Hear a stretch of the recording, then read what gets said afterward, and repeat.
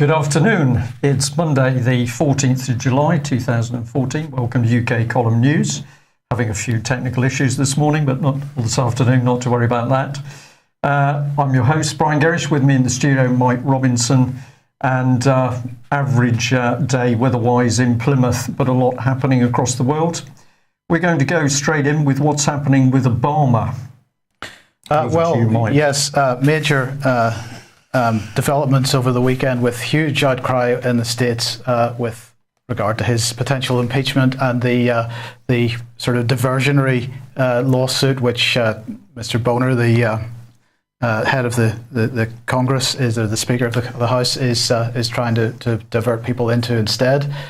So this was typical on Google News this morning, and if we just look through some of these reports, suing Obama so he doesn't have to impeach him, and so on, and Barack Obama's attitude is really, and so on, and Sarah Palin, of course. How much of this have you seen on the BBC? Well, none is the answer. Yes. But, I mean, this is just a selection of a few of the reports over the weekend. Another one from the Blaze here. But if we, so it goes on, right? But if we look back at this particular thing, we can see at the bottom a link, explore in depth, 1,336 more articles if you search for Obama impeachment 2014. But when you actually click on that link, what do you think you get? Probably not a lot. No articles relating to Obama impeachment 2014 were found. So what is going on with Google's database these days? What are they doing? Well, if people don't want information put on Google, of course they can ask for it to be removed. If it's a bit embarrassing over sex scandals, abusing little boys, you get it removed. If you're a pop star and you don't like the attention you're getting, you get it removed. If you're a politician, of course, you get it removed. So we're now starting to see why there's a massive close down of libraries in UK, and real books are going off the shelves, and there's a drive to get in electronic scanning of books because you can rewrite history. That's what we're watching. Didn't somebody write a book which involved something to do with changing history and rewriting history? Well, they certainly did. Yes. Including the European Union on several occasions. But this is the key issue. Major events in America at the moment. But of course, we're not seeing anything in Britain. Just to remind everybody what the background of that, of course, it is the fact that Obama is just ignoring the wishes of Congress and making executive decisions which he has no power to do under the US Constitution. He is breaking the law hand over fist. We're seeing exactly the same type of behaviour from leaders in this country, but perhaps we're not seeing the same type of calls for direct impeachment.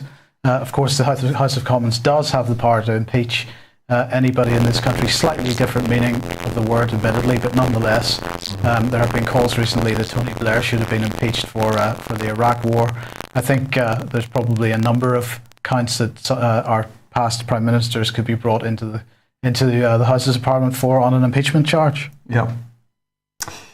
Well, if we need a connection between events of criminal governments in the USA and what's happening here in UK, probably it's Boys Town. If you haven't seen that video, go onto YouTube, Boys Town video, talking about the abuse of young men by the American political establishment. Well, that leads us straight into, of course, the fact that the Express here, very interesting article. Why was Scottish Savile ignored? The Scottish government ignored calls from one of its own advisors to launch an investigation into a high-profile paedophile ring operating in Edinburgh. This story is worth reading. Encourage you to go to the Express and to go through this because essentially we have one of the key advisors to the Scottish government basically reporting that a paedophile ring was operating in Edinburgh. This was 2009. And what took place? Absolutely nothing. No investigation. And Dr. Nielsen is the lady who advises the Scottish Government on child sexual abuse, and she called for an investigation in April 2009. So if we go to the end of the article, basically this is the key thing. Yesterday, a Scottish Government spokeswoman said they could not comment on individual cases, adding, anyone who has evidence of or has suffered child sexual abuse should contact the police for an investigation to be made. Here's the report by the lady. She revealed that 5 years ago she'd uncovered an abuse network centred on convicted sex abuser Tam Patton, the late manager of the Bay City Rollers. However, her demands for an inquiry were never followed up, despite compelling evidence that dozens of boys may have had their lives ruined by the twisted pop Svengali and his powerful accomplices. Young runaways or children in care were lured in, drugged and sexually abused. So here we've got direct links back into the children in care line. The paedophile ring is thought to have operated over several decades and to have included at one time or another well-known TV personalities, lawyers and police officers. So this is Scotland, and of course what we're going to come on to directly is Robert Greene, but the Scottish government saying, well, we can't comment on this. It's extraordinary, Mike, isn't it? I am almost lost for words as this thing unfolds. So here is the man, Robert Greene, imprisoned by Alex Salmond's Scottish Junta, a junta which quite clearly is now there to protect paedophiles. Robert put in prison for 3 months and 1 week. He's now spent 54 days under house arrest at his home in Warrington. He's still unaware of the charges against him. And what is his crime? Well, trying to protect children from paedophiles. And let's remind ourselves of how the junta system works in Scotland. Here are the three men, Alex Salmond, Stephen House and Kenny McCaskill, who control politics, police and the justice system. So a little embedded image there of police state Scotland behind the razor wire. And let's remember the support from powerful law firm Levy-McRae. And we've pointed out before that, of course, this law firm has its fingers in all of these pies, including through to NewsQuest, which has told us they did not ban access to Robert Greene's website. But I can tell you that a NewsQuest employee told us earlier this morning that they were still unable to use NewsQuest internal computers to access the free Robert Greene site. So Scotland appears now to be under the control of a few. What are we seeing? Well, we're seeing the whole organisation shy away from any uncovering of paedophile rings. And here we pointed out, of course, that Scottish Mr McCluskey was on the Leveson type panel to control the press. So what's happened in Scotland clearly happening here south of the border. And where does that go? Well, it leads us to this, because this morning we called Nottingham Police on the 101 call line, which costs you 15 pence per minute. And we asked them if there was a further update on the missing Beechwood witness. And this is the person who had simply disappeared after sending a text to UK Column. Now, we couldn't play you that telephone conversation today. We are going to play it out tomorrow. Quite extraordinary to hear the police simply refuse to give any information at all about an individual who they would appear to have arrested. Well, we can go a step further, because shortly before we went on air, we discovered what had actually happened to the Beechwood witness. Now, this is the text that came into us on Wednesday at 21:22. Please ring urgent. Something has happened and I don't trust the police and I may be locked up tomorrow. I've got to surrender with my lawyer at 12 tomorrow. It's bizarre. I've done no wrong. Please ring me. This is scary because it's not normal, Mel. I hope you're well. Now, in trying to follow up on this and calling the police, we couldn't get any information about what had happened. We can now tell you this, that Melanie Shaw, the Beechwood witness who suffered horrific rape and abuse at the Nottingham Children's Home, was arrested on Wednesday the 9th of July, held overnight, appeared in court Friday the 10th, and is now in Peterborough Prison. And since we spoke to her solicitor on Friday, and they were unaware as to what happened to this very, very brave lady. It would appear that she was put through the court system, presumably with some form of official representation along the lines that Robert Greene's been served. But of course, that is the key point. You say presumably. We have no understanding of what happened to this woman at all. We know what the ultimate outcome has been. We don't know we know that Robert Greene, for example, in fact, some other people that we know of as well have been involved in cases which have not been listed on the official court's lists. Was this case listed on the official court list? If it has gone through a proper judicial process, why were the police, which this is supposed to be a public judicial process, why were the police so unwilling to tell the public what had happened to this lady, hiding behind data protection laws, which I think everybody will agree, this was not the purpose of data protection laws, to permit the police to hide their activities behind. Well, Mike, we're getting some questions from the chat room, quite rightly. There's a lot more to this than meets the eye, because one of the things that has happened to this very brave lady, apart from her child being taken away from her, which she believed was a means of intimidating her into silence over what she experienced and saw at Beechwood home, basically a cooked up charge of arson has been put against this lady. Now, why are we so interested in this so-called arson charge? Because we are receiving reports from other cases, particularly involving social security services, social services, the SS, that where mothers, in the cases we're dealing with, have attempted to contest social services taking their children, there have been mysterious incidences of small fires, so rubbish set alight. And in Melanie's case, all of a sudden, there was an accusation that she had helped start a fire in a neighbour's shed. No evidence, and quite mysteriously, there should have been CCTV footage, security CCTV footage, but at the time in question of this so-called arson attempt, the electricity supplies to the cameras were out. So UK column remains highly suspicious that what we are seeing, and I'm going to repeat this, the abuse that this woman suffered at the home, quite incredible, rapes, physical abuse, psychological abuse, torture. And now all of a sudden, what have we got? Nottingham police helping to protect her as a vital witness. No, she's lifted without, it would appear, the knowledge of her solicitor, and she is now in Peterborough Prison.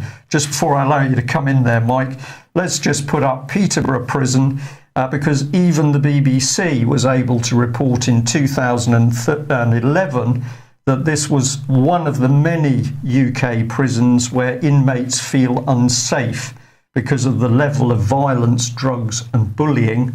So this is where the state puts an unbelievably vulnerable Beechwood witness into one of the most violent prisons in the country. So you've got a victim traumatised by rape, horrific abuse. This is not one woman's testimony. This is along with nearly 100 others.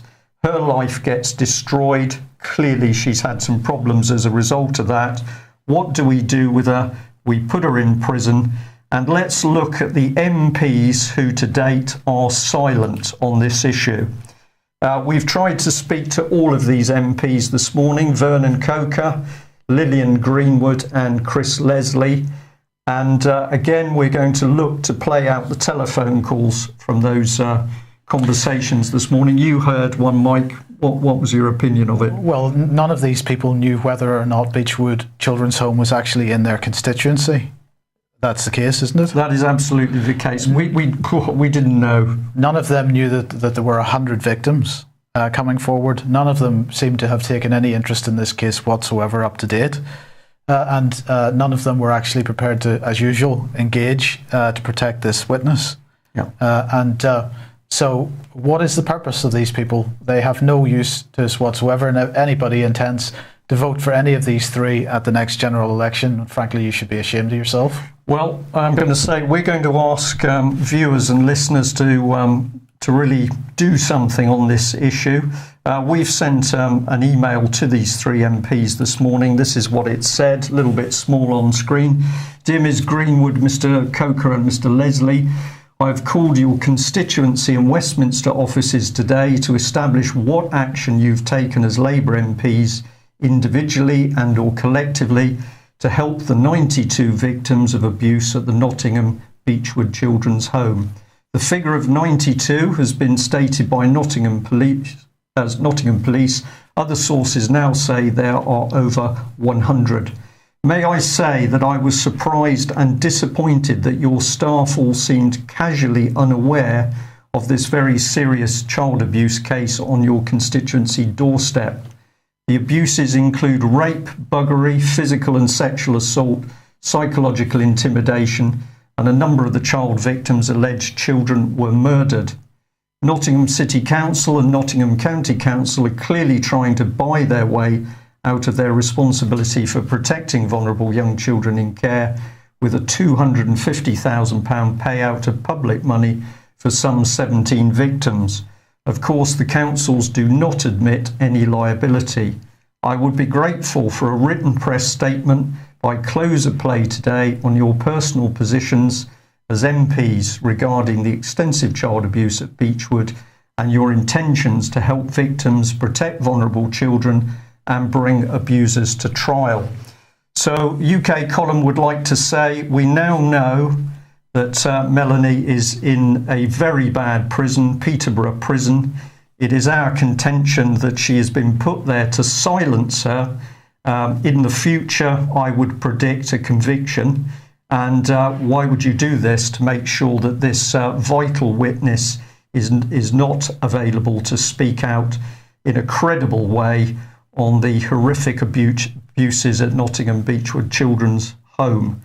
So if you feel as we do or feel as strongly as we do over this case, then please feel free, obviously, to contact Nottinghamshire Police, Peterborough Prison, and indeed the three MPs that we've named in our broadcast today. Well, in fact, people need to do all those things, don't they? Because first of all, we need to make sure that Peterborough Prison understands that this lady is someone who is of public interest, and that should hopefully protect her in some way.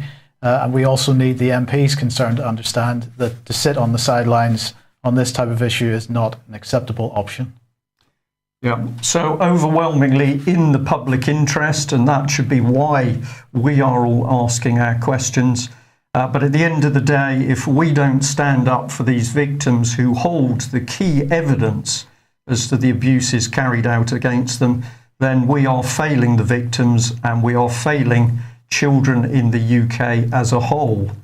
Well, of course, the government is simply only interested in one thing, and that's a cover-up of the abuses by members of the political establishment in the United Kingdom.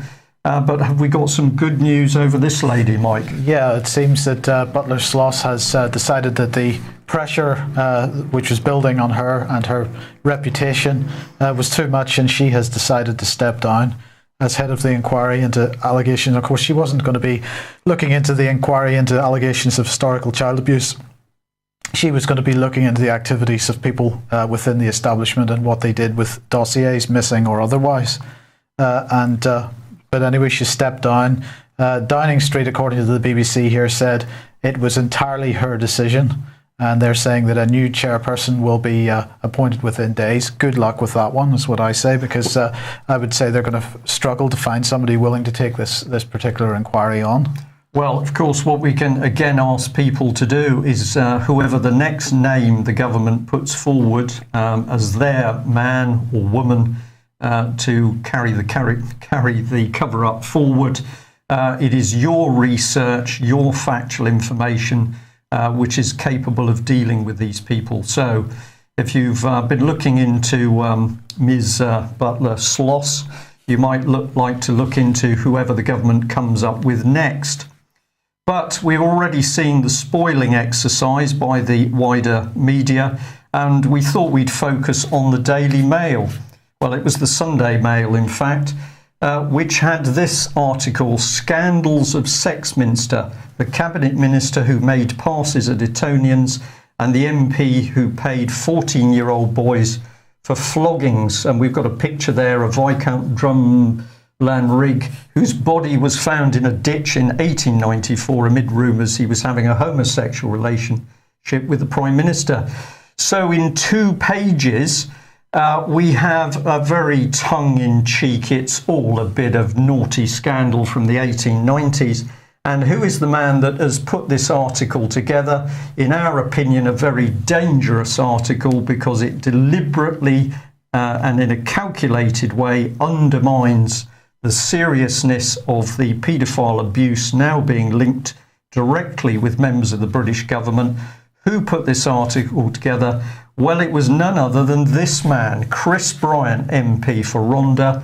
Meet the man. The Daily Mail chooses to comment on Westminster child abuse cover-ups. Now, how can we remember this man? Well, we can remember him because here he is, as he likes to see himself, on the internet advertising in his underpants for gay partners. And of course, if we look back in his history, aside from the fact he was connected with the church, if I just put the other line in there, you will see that back in 1998 to 2000, he was head of European affairs at the BBC. So this is the sort of man dragged out of the woodwork in order to try and undermine the reports of what's happening with the children. I'm sure he knew nothing about Jimmy Savile. Well, if he knew nothing about Jimmy Savile, let's remind ourselves of his election agent, because here he is, agent of Labour MP Chris Bryant, is jailed for collecting 12,000 pictures of the most serious child pornography police had ever seen. Well, of course, he knew nothing about this either, but here's the man, Stephen Carnell. The 58-year-old was found with pornographic images as well as material showing sadism and bestiality. But, he didn't know anything. I didn't know anything, no. And the other thing we'd like to say, of course, Chris Bryant, a common purpose guru. We've already reminded people that he was involved, Common Purpose was involved with paedophiles through James Rennie and Matthew Byrne in Merseyside. I'm afraid we've made a slight mess of this slide because we can't see the bottom of his piece of card here, which is really the whole point of the thing. So we'll cover this story again tomorrow. I think it's the best thing to do. Well, should we just say that if we're looking at what's going wrong in the country, bear in mind that Common Purpose has certainly not disappeared. Common Purpose people still buried in every sector of society, government, NGOs, charities, and local authorities. And Mike's point from this slide is, yes, this young man needs something, but you'll have to join us tomorrow to find out. Yeah. So this is a bit more of the cover-up here, and we've got Jerry Hayes, the former Tory MP for Essex, 83 to 97, and he's also been writing, and he's saying, well, with some of his mates, when he was a journalist in Westminster, they did see a video which was homosexual pornography, which was apparently a grandee and an underage young man. Let's have a look in a bit more detail. He debunks a number of myths around the sexual activities of MPs, saying the majority of the rumours swirling around Westminster bars were fairly flaky nonsense. He does admit that many of them watched, as was our duty, grainage footage of some identical old boy grunting over what was said to be an underage boy. But it could have been anyone. He says they did know about the mortuary exploits of Jimmy Savile and his penchant for amputees, but of course they didn't have any proof. And he goes on to say there was absolutely no gossip that I can remember about a paedophile ring in the heart of government, but that doesn't mean there wasn't one. So basically, what's the message from his article? Well, there was a video, but nobody could really be identified. The video, presumably just a bit of normal homosexual fun. We all have to watch these sorts of videos. and he's saying you can trust us, we'd have reported anything illegal. Well, aside from being a journalist, I'm on a mission here, Mike, sorry about that. Aside from being a journalist, when he left Westminster in 2002, he went back to being a criminal barrister, as you do, really. As you do, yeah. So, again, speechless, really. I mean, surely if you are aware of something which is even potentially criminal in nature, the first thing you do is report it to the police, but apparently not. If you're a Westminster MP. Well, if we report it to the police, they don't do anything anyway. Robert Greene reported it to the police and he ends up banged up. Surely that's why it's doubly important for somebody with the supposed sort of status of an MP to report exactly that type of thing then. And it's being pointed out correctly in the chat room that Stephen Fry over the weekend, of course, was busy attacking anybody who wanted an inquiry into paedophile rings. Why would you attack somebody who wants to protect children? I think I know the answer. Well, let's remind ourselves again about these women. Here we are, statements by Harriet Harman and Patricia Hewitt on the subject of the paedophile information exchange. In an annual report dated April 1976, she describes PI in glowing terms as a campaigning counselling group for adults sexually attracted to children. Here's the new world for child abuse. You are sexually attracted to children. Hewitt then complains that PI had recently been the subject of an hysterical and highly inaccurate article in the Sunday People, headlined "The Vilest Men in Britain," and that was designed to foster misunderstanding and hatred. So that would be hate speech then? That would be hate. My goodness, we're going to have that. We're going to have that VOD on us. And in 1978, the National Council for Civil Liberties submitted a briefing paper to Parliament on the upcoming Protection of Children Bill, which sought, amongst other things, to outlaw child pornography. Written by Harriet Harman, the briefing advanced an extraordinary argument that images of naked children should only be considered pornographic if it could be proven that the subject had suffered. And in 1976, 1976, NCCL lobbied for the age of consent to be lowered to 10 years. And of course, what you need to go with that is incest to be legalised. And as an Australian judge said last week, well, incest was okay because if there was any unwanted children, as a result, they could be aborted. And in 1978, NCCL lobbied for child pornography laws to be relaxed. How were they doing all of this? Well, of course, this man in power around at the time, money was being channeled through the auspices of the Home Secretary into the paedophile information exchange. And we reported a few weeks ago, police are now investigating the organisation as part of Operation Fernbridge, launched around the Jimmy Savile affair. And remember, a senior source on the investigation says there's evidence that members of PI were abusing children on an industrial scale. And if you're going to do that, of course, you've got to source the children. Where do you go for children? You go where the most vulnerable children are, which is not with their parents, but it's children that the state has already taken into care so they can disappear through the system. Well, that is the state of UK, and let's remember that King Cameron and William Hague are constantly standing on the world stage to lecture other countries on how to run their business. It's disgusting, and we should remember that David Cameron, the man who holds ultimate responsibility, of course, for the abuse of our children. Apologies for the noise. We appear to have some building work going on nearby, and so if you're hearing a drill going, you are, yeah.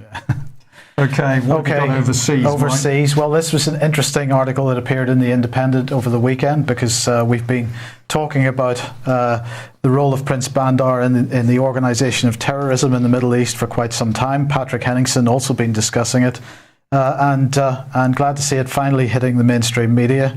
So on Sunday, Patrick Coburn published a very interesting article. Here it is in The Independent. And I recommend everybody goes and looks at it. It is quite long, but nonetheless, it's worth the effort. It's called Iraq Crisis, How Saudi Arabia Helped ISIS Take Over the North of the Country. And it highlights some comments made during a speech by ex-MI6 head Sir Richard Dearlove. He begins by saying, how far is Saudi Arabia complicit in the ISIS takeover of much of northern Iraq, and is it stoking an escalating Sunni-Shia conflict around the Islamic world?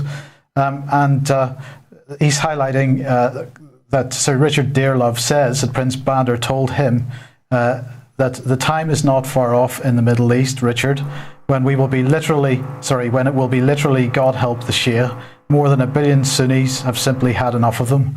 And so really highlighting here the role of Bandar. And we shouldn't forget that, of course, Bandar was absolutely involved up to his neck in the BAE Systems fraud allegations, the Al Yamama fraud. And of course, these allegations never came to court because, well, our government lost the dossier. As you do, Mike. And the Serious Fraud Office investigation had to be shut down. Some of those lost files were subsequently found on a cannabis farm. They weren't water damage, though. Possibly not, but maybe smoke damage. You don't know. But anyway, so Bandar, a man to keep a very close eye on. And speaking of lost documents, perhaps this should happen in the United Kingdom. But the IRS, of course, in the news over the last year or so because they've been targeting certain sections of the Tea Party with really unlawfully targeting these people, and the documentation which proved the bullying and the illegal targeting just seemed to disappear. So now a federal judge has ordered the IRS to explain why these emails have been lost, well, they've been given a month to provide the evidence for what has happened to this, and it seems that District Judge Emmett Sullivan intends to take action if he isn't satisfied by the response that he gets. So perhaps we should have the odd judge in this country asking the same types of questions and being prepared to stand up and be counted. Yeah, absolutely. Yeah. Of course, in the Ukraine, things are continuing to escalate, and Russia really pretty incensed by the fact that the Ukrainians have been being a bit careless with where they've been firing rockets, and some of these have fallen across the border into a village on the Russian side of the border.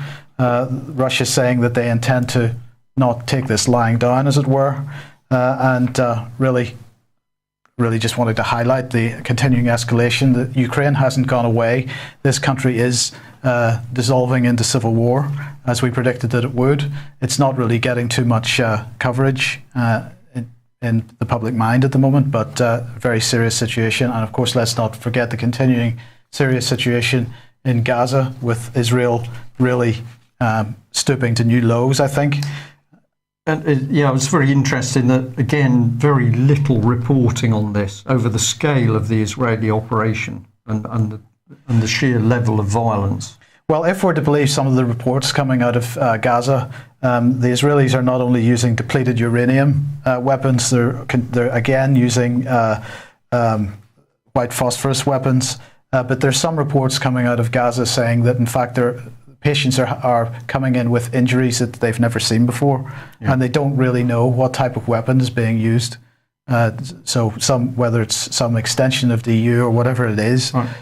William Hague, conservative friend of Israel. Yes, indeed. 82% of the Tory MPs. So this is inherently a biased press report, because this man is biased towards Israel. He's a conservative friend of Israel. Well, of course, every nation has the right to defend itself, but I think that Israel has, by far and away, over the last, really since its inception, has overstepped that right many, many times, and the use of advanced weaponry on these people is just plain wrong. I think everybody can agree with that. But of course, William Hague, also the person campaigning to avoid sexual violence as a weapon of war. But as we've made the point before, he's quite happy to start the wars where these kinds of things happen. So he's just a sheer hypocrite, really. So he managed to break away from strutting around with the stars in America. And temporarily. Now he's on the world stage, sticking up for Israel. Yes. And the next piece of news is good news for the armed forces, isn't it? Perhaps not. David Cameron is announcing £1.1 billion of spending for the military. And of course, if you read the mainstream coverage of this, you might think that this is great news. But of course, it's not new money. It's money that really just hasn't been spent yet. So this is more typical government propaganda, where they say they're going to spend money and they give the impression that it's new money, a new joint long-term plan, but in fact it's just money that was sitting in a pot somewhere that they haven't spent yet. Yeah, could I just read that paragraph, because I was reading it while you were chatting away there, and I just find it interesting. The Prime Minister will today announce that due to difficult long-term decisions that the government has taken and prudent budget management instilled in the mod since the balancing of the defence budget, an investment of 1.1 billion will be made in capabilities for the armed forces. That paragraph, of course, says absolutely nothing. It does it in very careful language. Credit to the person who put it together. But if you read it, what does it actually mean? And the answer is, of course, nothing. And that's what it is supposed to mean. But it's supposed to have us thinking that they've said something worthwhile. That's exactly the point. And of course, the use of the term prudent budget management, you have to ask who was the last person that we knew that was using that type of language. It was Gordon Brown, I think, yeah. Yes. The man who threw his mobile phones around if life got a bit too much for him. But here's the key point. £800 million to be spent on surveillance, target acquisition and reconnaissance measures. But it doesn't define whether those are going to be domestic or overseas. So are these new surveillance, target acquisition, reconnaissance measures going to be to deal with the alleged domestic terrorists, or what are they for? So they're getting worried about the paedophile evidence coming out. They're going to need more surveillance on the UK population, but let's dribble it in. Right, and they're also going to announce the creation of a UK Defence Solutions Centre, which is going to bring together industry to develop new technologies and identify market opportunities for killing people. Yeah. Okay, good. And apparently Cameron is going to say, because of difficult decisions we've taken to tackle the deficit, we're able to make these vital investments in our defence capabilities. Just remember, this is not new money. This is not money which has been saved somewhere. So that is a direct lie. But what can we expect? Couldn't believe that at all, Mike. No. Okay, well, who else is lying? Well, the church is continually. Well, actually, this is quite a reasonable article from Michael Nazir Ali, who's bishop in the church, really slagging off George Carey, ex-Archbishop of Canterbury, of course. Now, this is just in time for the next reading of the Assisted Dying Bill, and George Carey has spoken in favour of it in the Daily Mail. And don't think there's too much to say about this. As we know, Carey is an ex-Archbishop of Canterbury, and he's nailed his colours to the mast because he's really quite anti-human. And that perhaps explains why he was never too concerned about the types of organisation the church invested in past years. But in this article in the Telegraph, Bishop Michael Nazir Ali, he's attempting to demonstrate that others in the church are not quite so evil in their outlook, if you want to put it that way. He suggests, for example, that helping terminally ill people to live as long as possible would be a much better approach than actually getting them to die as quickly as possible. And he also points out that even Carey is concerned about the thin end of the wedge potential here of this assisted dying bill extending to disabled and other vulnerable people. But Carey doesn't think that that's enough to prevent him from supporting the concept. Wow. So, we have all this apparent medical technology at our fingertips, but we want to use it to kill people as efficiently as possible, rather than keeping them alive in as best a way as possible that they can actually enjoy being with their families for as long as possible. Don't quite understand it myself. Well, I'm very happy to say I don't believe Carey is a Christian. I don't believe he was a Christian. I think we're starting to see something else emerge from within the church. And perhaps we'll have a discussion on that over the coming weeks. So we'll end the programme today with black humour or not, but this was sent to us as each day goes by. It's getting harder to tell the difference between the Queen's Honours List and the Sex Offenders Register. Well, maybe there's some sort of link, really. Well, we still don't know who actually put certain people forward for honours, do we? So we don't actually know where Jimmy Savile's name came from in the first place? No, we don't. We're not allowed to know, because if we knew, well, of course, it'd be difficult to hide paedophile rings. But we'll get there in the end. And we'll end with this, which was kindly sent into from the Shropshire Star. Apologies to the Star. I think it may just be on the top of your screen there. A retired policeman from Shropshire is standing trial for historic sex offences against children. It's a pretty unpleasant little text there about what it's alleged this man is up to while he was a policeman for some of the time, at least, in Merseyside. But once again, it's all historic. This guy is 79, and we're seeing this continual media spin. All of the abuse, of course, happened some years ago. It is not happening now, which is, as far as we're concerned, a total lie. Well, it just stopped in 1990. That's clear. Stopped. Yeah. So can we end on the note that, aside from Robert Greene, very brave campaigner trying to stop the abuse of children, who's in his Warrington home under house arrest, we've now also got very, very brave victim of Beechwood House, Nottingham, the children's home, where she was raped and seriously physically abused.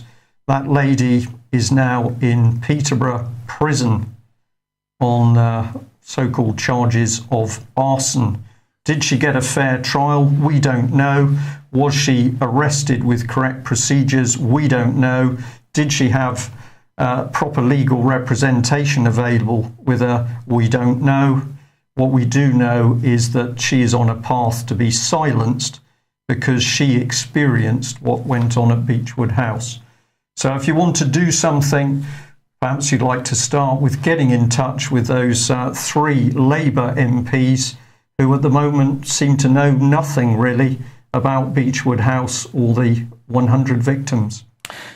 Join us tonight, 7:30 for the Crane Report and 9 o'clock for Fracking Nightmare, ukcolumn.org/live. And we're sorry about the drilling, whether it was MI5 installing new speakers or listening devices, we don't know, but we're going to continue transmitting television-like programmes. Thank you. Bye-bye. Bye-bye.